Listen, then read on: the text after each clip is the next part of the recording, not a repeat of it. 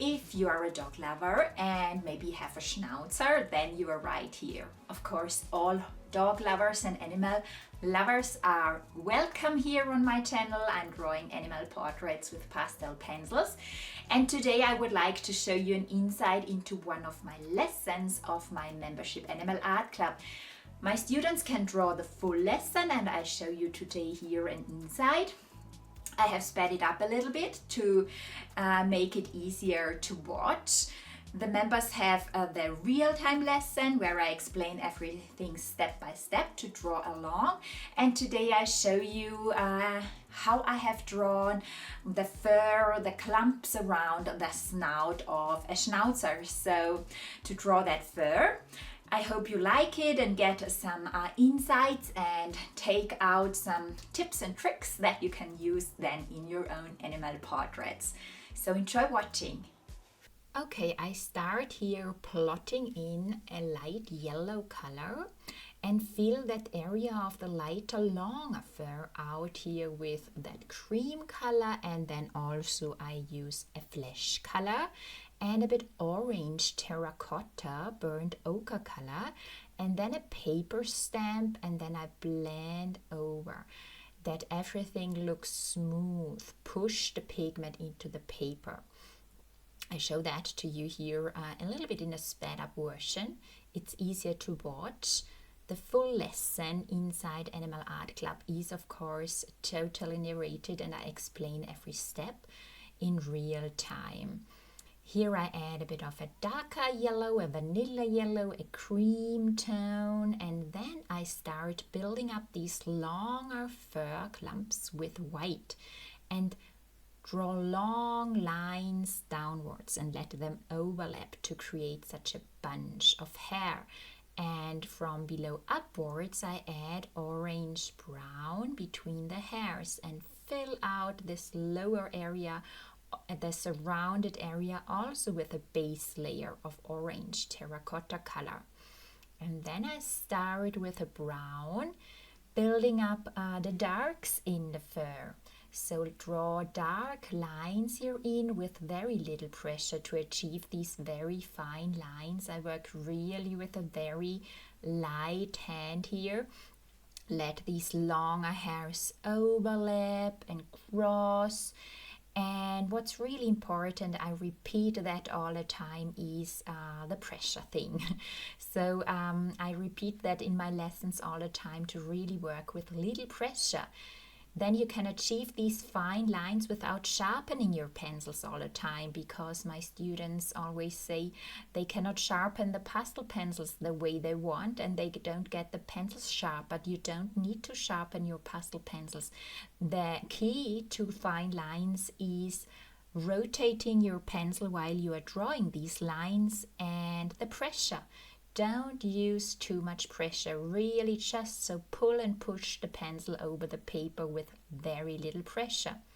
Here I then blend the lines I have drawn with a paper stamp, also with little pressure to remove grit. I don't like gritty lines, I want to have the look smooth to create that realistic look.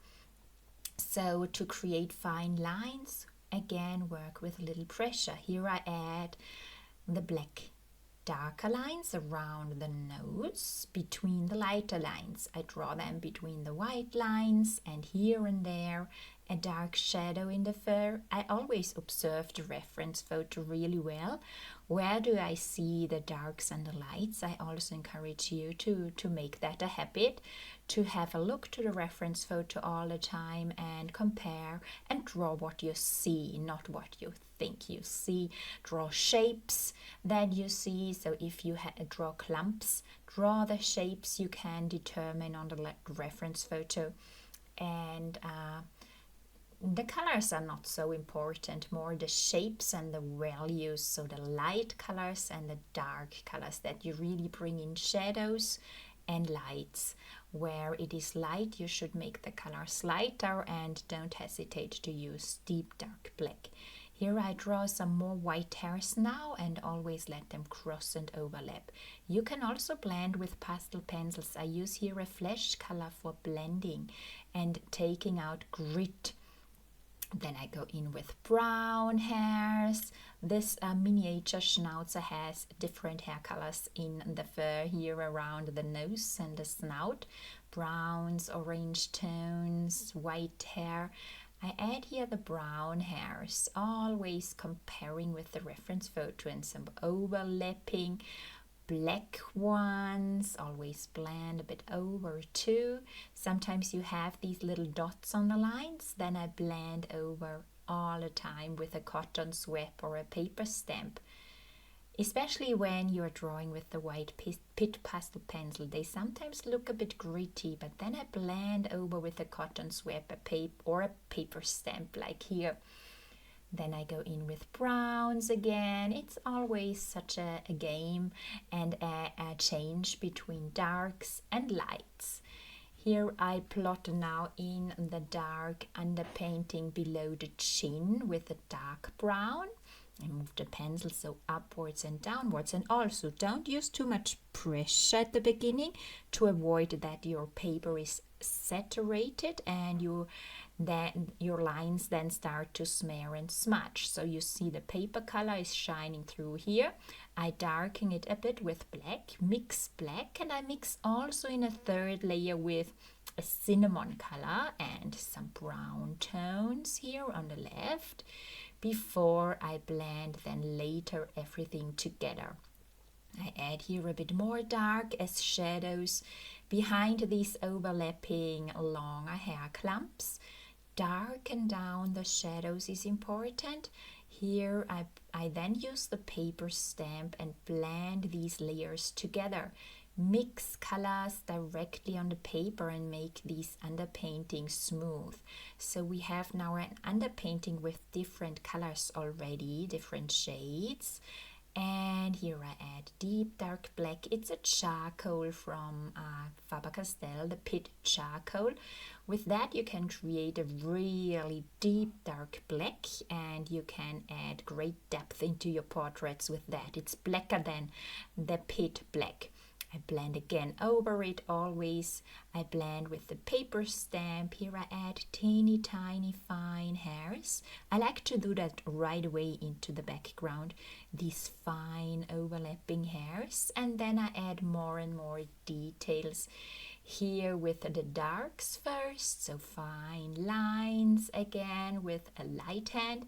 Practice to really work light-handed, and then draw lines upwards into the overlapping clumps from below upwards. Don't forget that.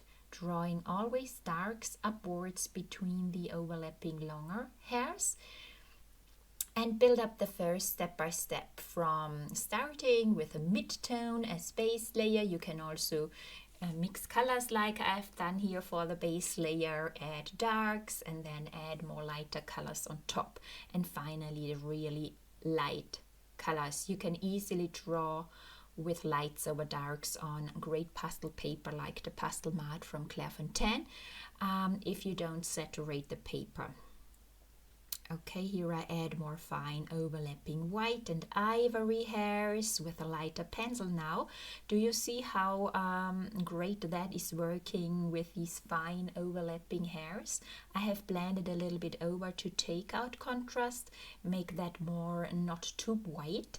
They should look more so a bit fleshy and pinky, and then I add also orange tones.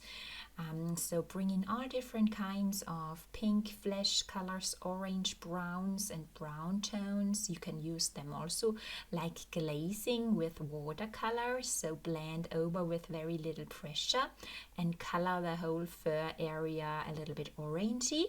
It works like watercolor that has a lot of water and very little paint, that your layers shine through. And now I start adding crossing details, some black hairs and now again lighter overlapping hairs. Let them go in all directions, let them cross, make them long and short. Not all hairs have the same length. To create a realistic look, draw them into all directions, let them overlap, let them cross. I use here white now for a clump of white hairs that are growing out here on the chin finally. really try to draw many of these fluffy hairs and let them overlap and cross into all directions. That makes your portrait more realistic, and you can create that lifelike look with all these final details then. This is a fun thing at the end. Okay, how did you like it? Was it helpful? Pop your thoughts and your learnings below into the comments. Also suggestions, what would you like to see next? I'm curious about that. Don't forget to subscribe if you would like to see more videos here on my channel. And if you would like to join Animal Art Club, then you find the link below in the description to the waitlist. We open doors soon. Okay, and then I hope you enjoyed drawing. I wish you happy painting. See you soon.